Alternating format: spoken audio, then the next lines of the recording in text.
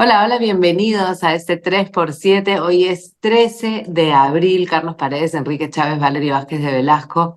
Vamos a tratar de analizar lo que ha sucedido en esta semana número 4 sobre el tema de los Rolex, que ya ha llegado a otras dimensiones, ¿no? Partió con los relojitos de la presidente, pero ahora ya termina siendo mucho más lo que sale alrededor de este préstamo y de la riqueza del presidente regional de Ayacucho, de Wilfredo. Wilfredo y Dina es nuestro primer tema para ver qué cosa es lo que está sucediendo ya más allá de las joyas. Carlos, Enrique, muy buenos días. Hola Valery, ¿cómo estás? El amigo, el hermano, el Waiki, Wilfredo Oscorima resultó ser un gran joyón, ¿no? Mucho más exquisito que Joyón. las joyas que prestaba a la presidenta Boluarte. Y claro, en estos días, sin duda se ha metido en problemas porque dice, yo le presté estos tres relojes, esta joya con brillantes y tal. Pero lo que queda claro es la pregunta inicial, si fue regalo, fue préstamo y a cambio de qué, ¿no? Lo que se está revelando en estos últimos días es que efectivamente hubo una contraprestación extraordinaria para favorecer al gobierno regional de Ayacucho con más presupuesto que finalmente Oscorima termina administrándolo y ya sabemos cómo lo administra, ¿no? Porque también se ha empezado a detallar sus antecedentes, que más que antecedentes es un grueso prontuario policial y penal, ¿no? Ujú. No solamente sus supuestos vínculos con el narcotráfico, no lo digo yo, lo dice una de sus ex parejas, una de las 12 que ha tenido, porque el hombre también ahí es muy prolífico, ¿no? Tiene, 12 parejas y 15 hijos, ¿no? sí.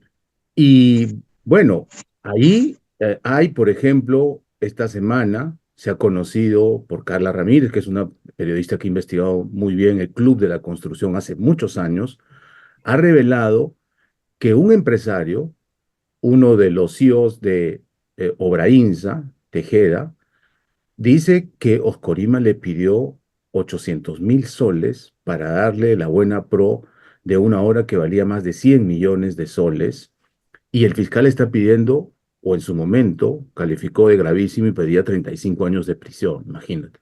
Además, se está conociendo esto de la contraprestación, ¿no? No solamente el presupuesto para los Juegos del Bicentenario bolivarianos, que ahí el Premier ha dicho eso ya estaba presupuestado, etcétera, sino para una partida extraordinaria para remodelar parte de la infraestructura de la Universidad San Cristóbal de Huamanga, que normalmente se lo transfiere directamente a la universidad, es decir, como órgano ejecutor, ¿no? Acá no, se hizo una excepción y se le ha dado al gobierno regional para que Oscorima administre ese dinero, ya sabemos cómo. Entonces, si es negocio, pues, invertir en tres relojes Rolex que te pueden costar $50.000, en una joya que te puede costar 10, $15.000, porque vas a recibir muchísimos millones, ¿no? De soles, y de ahí te puede tocar tu tajada del 10 o el 15%. Entonces, costo-beneficio, ¿de qué estamos hablando? De indicios razonables de una corrupción que hoy sí compromete a la presidenta de la República. Yo no soy de la teoría, y esto es una opinión estrictamente personal, de que debemos ir a la vacancia, etcétera, porque hemos hecho uso y abuso de la vacancia y también de la disolución del Congreso. Quizá lo mejor para el país es que termine su mandato hasta el 2026, pero el 29 de julio del 2026 la señora Dina va a tener serios problemas con la justicia y yo creo que podría inaugurar el pabellón femenino de la cárcel de la Diroes, ¿ah? Mm. Enrique, claro, salen mucho más problemas a partir de esto a Oscorima, ¿no? O sea, finalmente es verdad que le puede haber salido, digamos que a cuenta, dar unos relojes para tener 80 milloncitos o más millones según lo que él haya querido pedir y lo que el Estado, encabezado con Dina, le haya podido dar. Pero claro, bien torpe también, ¿no? Siendo una persona que ha estado ya en la cárcel y que de todas maneras iba a salir en las investigaciones, aunque él no está investigado, ¿no? Mientras que Dina sí, y también el presidente regional de Cusco. tiene todavía una especie de halo protector, Wilfredo Escorima. La lógica debería dictar que él pase también a la condición de investigado, porque como dices, evidentemente, Carlos lo ha descrito bien, si se confirma esta contraprestación, efectivamente por el lado de los bolivarianos creo que tienen una, entre comillas, coartada, ¿no? Pero Mm. lo que está por fuera eh, confirmaría pues una contraprestación muy grave que uno dice, bueno, ahí los Rolex, no hay AFP que te pague como te pagan los Rolex, no hay minería ilegal ni narcotráfico, Ninguna ¿no? actividad, ni legal e ilegal, que te están. El retorno sea tan grande como regalar Rolex, ¿no? Pero efectivamente, claro, de ahí comienzan a decir si esto podría terminar en una colaboración eficaz, ¿no? Porque siempre apuntas hacia arriba y en algún momento habría que ver si Oscorima, para no volver a la cárcel, termina confesando algo ilegal. Tú ves incluso las redes sociales del gobierno de Ayacucho se jactaba mucho de haber gestionado y conseguido esas platas, ¿no? Entonces, hay una ruta ahí efectivamente que puede complicarle tremendamente la vida a la presidenta, ¿no? Por ese lado, yo creo que ahí está la pregunta, ¿no? Más allá de todo el tema este, anecdótico morboso alrededor del asunto, ¿no? Ujú. Y has hablado rápidamente de minería ilegal, y has hablado de AFP y también esta semana ha sido una semana de movidas en el Congreso de la República, ¿no? Este, ¿qué está sucediendo ahí? También hubo lo de Patás, se ha movido también la situación del sistema electoral. Al final de cuentas, las jugadas congresales no sé si se llegan a amarrar esta vez todavía al Ejecutivo. Carlos. Sí, yo creo que el pacto entre Dina Boluarte y la mayoría que maneja el Congreso no es tácito, es explícito, ¿no? Se protegen mutuamente, ambos quieren llegar al 2026 y están trabajando en mancuerna. Prueba de ello, diría yo, va a ser que, este es mi pronóstico, que el Ejecutivo no observe esta ley polémica que aprueba el séptimo retiro de los fondos de las AFP, ¿no? Populismo puro y duro, porque ya lo han dicho los expertos, yo no soy experto ni mucho menos, pero esto tiene que ver con una porción muy chiquita de la población, ¿no? De los formales que sí aportan a las AFP, pero las cifras son así de contundentes, ¿no? Hasta el séptimo retiro, que ha sido el 2023, el 82% de los aportantes de las AFP, que se calcula en 8 millones, no les quedaba menos de una UIT. O sea, en Ujú. pocas palabras, apenas el 3,6% de los que todavía tienen sus fondos más o menos considerables van a poder retirar esta cifra linda que se pinta de más de 20.000 soles, 4 UITs. Entonces, la pregunta es, ¿el Congreso hace tanta bulla para, digamos, legislar para un grupito muy chiquito de peruanos? ¿O es que eso está usando de manera magnificada para decir que el Congreso sí está con los pobres y sí está en contra, pues, de estos abusivos de las AFP que cobran muchas comisiones, etcétera, ¿no? Yo creo que el Ejecutivo no va a observar esta ley, va a seguir para adelante. Y así tenemos en la agenda legislativa varias cosas que se van aprobando. Antes que cambies, en el caso de que, por ejemplo, observe el Ejecutivo, igual por insistencia se va a aprobar en el Congreso de la De República. todas maneras, ha tenido 97 votos en esta aprobación, así que da por descontado la aprobación por insistencia, ¿no? Yo no sé si el gobierno va a arriesgarse, porque acá hay gestos populistas, pues, ¿no? Si imagínate cómo la van a criticar a Dina Boluarte, que en la última encuesta su impopularidad ha subido de 83 a 88. Imagínate Mm. si se va a atrever a observar esta ley, ¿no? Pero de nuevo es una cuestión que suena como popular, pero realmente beneficia a cinco gatos, ¿no? Entonces, Y da un después poco está igual. el sistema previsional, que en verdad ya está muy manoseado, y esto no viene acompañado de una reforma de este sistema realmente, no una pensión universal, otros mecanismos más creativos. Mira, desde hace 4 o 5 años ronda por el Congreso, ha habido incluso una comisión especial en el Congreso anterior para tratar esto, o Monte la presidió, no sabemos cuáles han sido sus conclusiones. Hay una iniciativa bastante estudiada del propio sistema de AFP, de las empresas, de las 4 AFP Ujú. que son conscientes que tienen mala prensa, que la gente no los quiere. Ellos también han sugerido varias modificaciones interesantes, Reforma. pero nada de eso se ha puesto en la discusión. Lo único, No. este, vamos a retirar y Es, vamos a retirar y vamos a retirar, ¿no? y vamos a retirar. Enrique, ¿cuál es tu opinión Sí. sobre esto que ha pasado con el retiro, séptimo retiro de la plata de las AFP? Yo creo honestamente que el sistema de AFP va hacia su desaparición, ¿no? Porque la presión por el lado político ha sido de tal naturaleza que va de alguna manera desarmándose. Ahora, es bien complejo, ¿no? Porque claro, en Chile, donde nació el sistema, también parte de las protestas originales venían contra el sistema privado de pensiones y como ustedes señalan, no tienes todavía una contraparte. En algún momento se especuló esta semana que el gobierno estaba condicionando el tema de la pensión mínima, que es algo que se está trabajando, a que no se perfore más las AFPs. Al final los congresistas no les importó o esto quedó en nada, pero yo creo que efectivamente, o sea, parte de tu desorden y de tu despelote como Estado es que no estás marcando las banderas en lo que importa. Ahora vamos a hablar de inversión también. Y bueno, ha habido otras movidas, ¿no? Por el lado del Congreso, el tema de la modificación de los organismos electorales, que se ha votado en comisión también, para poder investigar a las cabezas de los órganos electorales, que eso tiene nombre propio, Salas Arenas.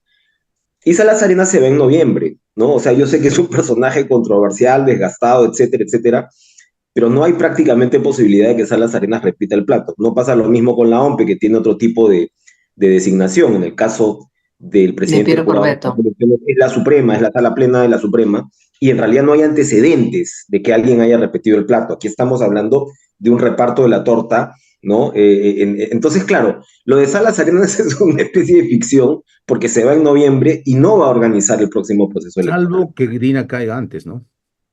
Y tenga que convocar Salvo que Dina elecciones caiga antes, y que es. entiendo, ¿no? O sea, yo creo que el tema de la caída de Dina para mí está fuera de discusión, excepto el último año, efectivamente. O sea, que Sí, es el el último año Congreso. va a salir volando. O sea, el último año ya no puede cerrar el Congreso, entonces pasa a un Ujú, ya presidente. noviembre. Es lo que Ya. pasó con Sagasti, ¿no? Claro, no, todos sus amigos van a desaparecer. Pero volvamos un poquito a Salas Arenas. ¿Cuál es el terror que se le tiene a Salas Arenas en este momento? Si es que realmente va a estar 5 meses más y que se iría a su casa y que tendría que venir otro vocal supremo, ¿no es cierto? Es el Sí, quien Tiene tendría. otro vocal. ¿Perdón? mira, sí, Otro el juez supremo. presidente del Jurado Nacional de Elecciones es el representante del Poder Judicial y lo Ujú, eligen la sala plena de los jueces supremos, ¿no? O sea, Salas Arena es un juez supremo que ha sido designado para estar en el Jurado Nacional de Elecciones y de acuerdo a la ley, él preside el Jurado Nacional de Elecciones, ¿no? Su mandato termina en noviembre, como dice Enrique. Todo indica que no lo van a reelegir porque además en el Poder Judicial saben que es un personaje controvertido, que no ha hecho una buena gestión. Desde mi punto de vista, más allá de la teoría del complot y todo lo demás, yo no creo en el fraude, ni mucho menos, pero creo que sí, en la justicia electoral, insisto, hay 3 casos por lo menos donde él ha fallado en contra expresa de la ley. Dejar en ujú. carrera a Vizcarra cuando no había declarado una empresa avaluada en 5 millones, 20% de esas acciones. En el caso de Perú Libre, la ley dice que es primer vicepresidente, 2 vicepresidentes. Esa plancha estaba incompleta porque Cerrón fue tachado por una sentencia de corrupción. Nunca se completó la plancha y se la dejó inscrita. Por eso es que hoy no tenemos segundo vicepresidente que pueda reemplazar a una eventual vacancia de Dina. Y otro caso, la misma Dina, como parte del sistema electoral, funcionaria de RENIEC, no renunció como la ley lo exige, 6 meses antes. Ella pidió licencia. La dejaron en carrera. Es más, se postulaba para el Congreso y como candidata al Congreso la tachan por esa misma razón, pero como candidata a la vicepresidencia la dejan correr. O sea, Salas Arenas es responsable de esos fallos controvertidos que le restan legitimidad a un proceso electoral limpio, ¿no? Y la otra es la inscripción de Antauro, ¿no? Que si él no estaba o finalmente sus vacaciones, él No, trata de el lavarse las punto manos, es pero que finalmente Antauro también no se necesita habilita, Antauro. ¿no? El ingreso de Antauro al ROP. ¿Qué, Enrique? No, y al principio dijo que Antauro no significaba Antauro, ¿no? Que las No, iniciales, o ya. sea, eso, Solo eso ha para él, sido realmente. la cereza de la torta, ¿no? En ese caso. Ujú. Pero lo que digo es, en estos 5 meses, ¿qué tanto podría ocurrir finalmente para las inscripciones de otros partidos o para la desinscripción, si es que cabe y existe la posibilidad del partido de Antauro? A ver, aclárenme ustedes, porque lo que yo tengo entendido es que en julio vence el plazo para que quien quiere ser candidato, ya sea en plancha presidencial o, digamos, al Congreso, eh, se inscriba en el partido donde lo va a hacer. Esto Yo vence en entiendo que julio. la gente de Lo Justo está queriendo recuperar o tener las firmas suficientes para el 26 de julio, si no me equivoco, la fecha Bueno, exacta, para poder ser parte de las elecciones entonces, próximas, en caso de que el, sean en Julio el vence el plazo 2026. para presentar las firmas adherentes a un partido, ¿no? Como que se cierra Exacto. la ventanilla y ya después el Jurado Nacional te hace el checking a través de RENIEC, de tus firmas, y también te exigen un determinado número de oficinas provinciales, ¿no? Con su equipo. Este, Pero eso es para pero participar en dos esto mil incluye la militancia, veintiséis. pues. Esto incluye la militancia porque o sea, tienes el tema de las candidaturas también como límite en julio. O sea, no inscribir candidaturas, estar inscrito en un partido, ¿no? exacto, Que Entonces, que se cierre el pueda, padrón. El padrón electoral se cierra un año antes de y la acuerdo, ese es el elección se tema. de convoca acuerdo, con ¿no? 9 meses Entonces, de anticipación, porque eso es lo que dura el proceso, ¿no? en julio se acaba Claro, esta primera parte de la película, ¿no? por A eso, eso o voy. sea, en julio nosotros vamos a saber quiénes son los partidos que realmente podrían estar inscritos para las próximas elecciones y depende de eso, de cuántas firmas recopilan y finalmente quiénes están llegando a esos plazos. Pero claro, lo de las firmas y todo se va a ver en el Jurado Nacional de Elecciones y con Salas Arenas a la cabeza, aunque sean solo cinco Hasta meses noviembre, lo claro, que le bueno, hasta queda. noviembre, hasta noviembre. Exacto. Bueno, Hasta ese es noviembre. el tema, ese es el fantasma o en todo caso, el cuco de Salas Arenas en el Jurado Nacional de Elecciones. Minería ilegal, lo que ha pasado también en Patás, lo podemos comentar rápidamente, ¿no? ¿Cómo está la situación y qué cosas se ha hecho, por supuesto, desde nuestro maravilloso estado? Mira, hoy, sábado, el gobierno ha publicado una norma en el peruano extendiendo el estado de emergencia en Patás, que es el punto neurálgico de Maravilloso, la porque esa es la violencia solución. de la minería ilegal. Este es un tema muy controvertido, ya se ha escrito y se ha dicho mucho.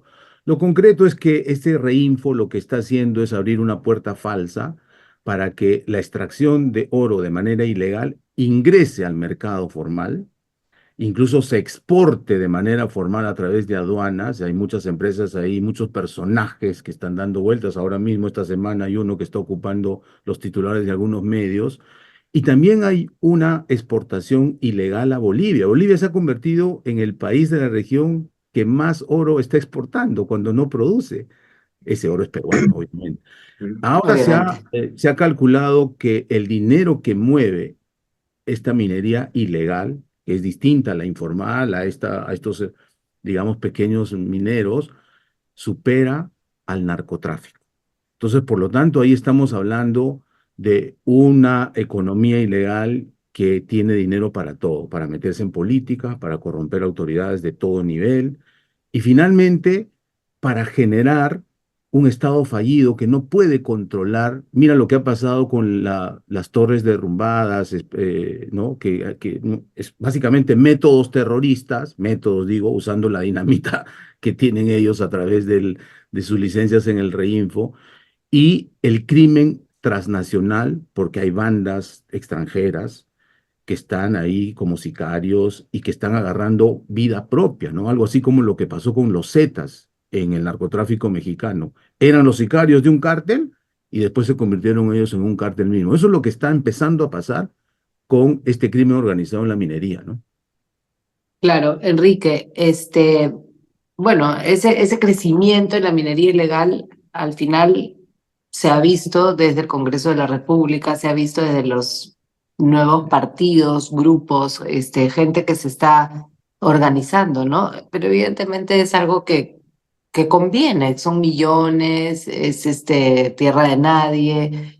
¿Por qué, a tu modo de ver, el gobierno realmente no está haciendo nada? O sea, porque una cosa es que haya mafias moviéndose desde los gobiernos regionales hasta el Congreso de la República, pero los ministros, Rómulo Mucho, más allá de lo que ha pasado esta semana en el Congreso. que se ha salvado, pero yo marcaría una diferencia en todo caso entre lo que es este ejecutivo y lo que fue el ejecutivo de Castillo, porque ahí sí los intereses de la minería ilegal los tenías adentro, prácticamente en Palacio de Gobierno. Sí. Evidentemente, aquí lo que está adoleciendo es una estrategia mucho más severa, o sea, los intereses se están moviendo en el Congreso para empezar, de todas maneras, ¿no? Y está corriendo plata de todas maneras, pero Ajá. efectivamente estás ante eh, el escenario, como dicen, de plantearte un Estado fallido en momentos además en el cual el gobierno mira cómo ha manejado el tema Chancay, ¿no? Que ha sido sumamente preocupante para el empresariado, esto que denuncien a Costco por el tema de una exclusividad que ya se había brindado, por lo que son claramente intereses comerciales, ¿no?